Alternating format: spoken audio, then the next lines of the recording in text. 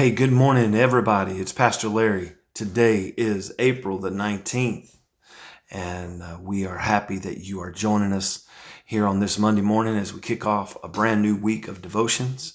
And I'm thankful to be able to come to you this week and to offer you a little something that I hope will encourage and bless your heart.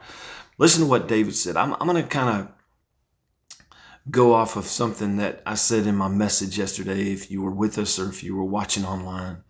Something I think that captured the heart and the attention of quite a few people. I've seen a few remarks about this statement. And so I think it captured the heart and the mind, the attention of some of the folks that were there and watching. But I said this yesterday. I said, the God you see is the God that you get. The God you see is the God you get. In other words, how you perceive him is how you receive from him. The people in his hometown saw him as a carpenter. They didn't see him as the Son of God. And so because they saw him as a carpenter and not the Son of God, he could not do many miracles in his hometown like he had done all over the countryside as he was walking about doing his ministry. It was all related to the fact of how they saw Jesus, because how you see him is how you will receive from him. Let me read a scripture to you today that I think illustrates the point that I want to make. David said this, Psalm 27:4. He said, "One thing I ask from the Lord, and this only do I seek, that I may dwell in the house of the Lord forever, all the days of my life." And here we go, to gaze on the beauty of the Lord and to seek him in his temple. I think a lot of times we don't see the beauty of God for whatever reason, whether it's how we were raised, whether it's what's been taught in churches we've been to and attended, whether it's our own perceptions, our own ideology, how we think God is. I think many times we don't see the beauty of God. I don't think a lot of times when we talk about God that it's beauty that first grabs the attention of people. And I think because that is due to the fact and because of we view God as a taskmaster. We view ourselves as slaves rather than children. We view him as someone who is hard on people who don't obey him. And I'm really not sure where all of that has come from in our teaching and our training in the church. But I do know that it's a false ideology. It's a false theology. It's a false conception. It's a false reality. I know that it's real that people believe that, but what they believe is faulty, because he is a beautiful, beautiful God. And when I desire to see him as he is, and when I desire to really look and gaze on his beauty, as David said, when I'm looking for beauty, I'll find beauty. Isn't it amazing that what you look for in life is what you find? What you don't pay attention to, you miss all of the time. I've always thought it was odd, like when you go to buy a car, you think you've picked out something unique. You think you've picked out a unique model, a unique brand, a unique color.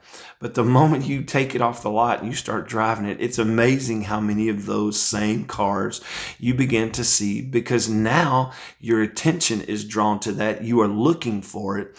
And isn't it amazing? You find what you are looking for.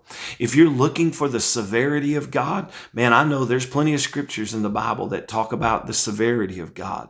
But there's also plenty of scriptures in the new covenant where you and I live that talk about the beauty of God. And I want to find his beauty. I want to find his beauty because it is the goodness of God that leads men to change their mind. It's the goodness of God that changes my life. It's the goodness and the beauty of God that makes all the difference in my life and helps me to transform and helps me to change. Many of you know that John Newton, he was a slave owner and he was converted and he wrote Amazing Grace. What you may not know is that he wrote a few other songs. And I want to read a stanza from one of the songs that he wrote, and it talks about the life-changing power of seeing God as who he is. And I'll leave you with this today. Here's the verse that he wrote. Our pleasure and our duty, though opposite before, since we have seen his beauty, are joined to part no more. Pleasure and duty are going to part no more now that I've seen his beauty.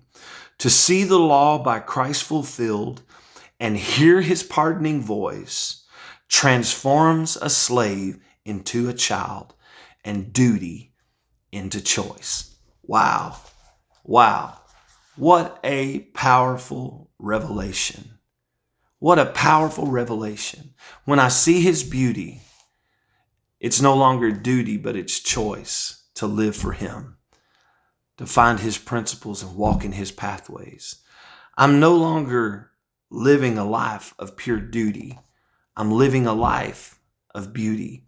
I'm searching and seeking to find his beauty. So I pray today that your prayer would be that of David, that you would be able to gaze upon the beauty of the Lord. And when you gaze upon the beauty of the Lord, the God you see will be the God you get. And you will find that it's no longer duty and obligation, but it's choice to live his ways, his principles, his path, and to end up ultimately at his promise, because his principles are pathways to his promise. And I want to see his beauty today, and I want to view it as choice and not duty. What are you looking for today? The God you see is going to be the God you get. The Lord bless you today. I hope you have a great day.